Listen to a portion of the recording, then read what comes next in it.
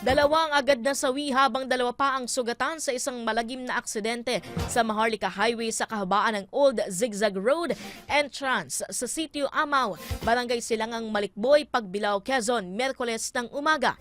Alamin natin ang buong detalye sa ulat na yan ni Kevin Pamatmat. Kevin.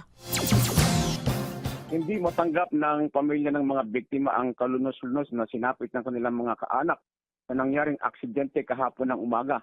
Sa investigasyon ng Pagbilao PNP, naganap ang insidente sa pagitan ng alas 10:15 ng umaga, nakaraang mawalan umano ng preno ang isang wing van truck na kargado ng mga PIDS.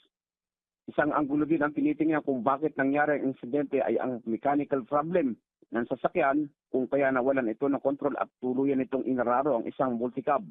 Dahil dito ay dead on the spot ang driver ng multicab, maging ang helper ng truck, habang naisugod sa pinakamalapit na pagamutan ang dalawang sugatan.